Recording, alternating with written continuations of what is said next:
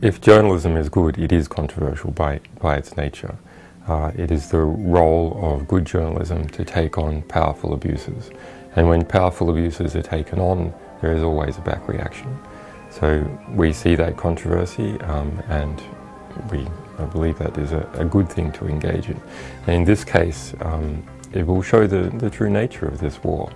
And then the public from Afghanistan and other nations can see what's really going on and take steps to address the problems. The significance of this material is both the overarching context, that is, it covers the entire war since 2004, and individual events which are also significant, or a thread of events. So those include something like Task Force 373, an US-based assassination squad that goes around Afghanistan killing people on a kill or capture list. It includes significant events where many people were killed. For instance, we are looking at an event that killed 181 people at once, some by an AC-130 gunship. It includes detail about how the war is supported in various ways. So how the political class in Kabul interfaces with US military and intelligence, how the corruption is spread through that community, but also how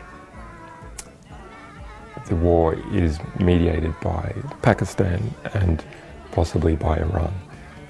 The nearest analogue is the Pentagon Papers, which was released in the early 70s. That exposed how the United States was prosecuting the war in Vietnam.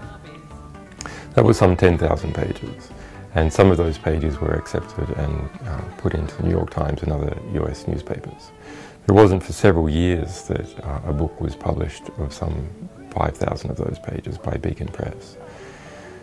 This situation is different in that it's not just more material and being pushed to a bigger audience and much sooner. I feel like everyone has the book, the whole lot at once, but rather that people can give back. So people around the world who are reading this are able to comment on it and put it in context and understand the full situation. That is not something that has previously occurred, and that is something that can only be brought about as a result of the internet.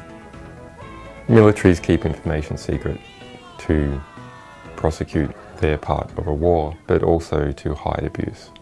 And there is a military argument for keeping some information secret that is very timely. So an example of where troops are about to deploy. But that information expires quickly. And this information ranges from 2004 to 2010.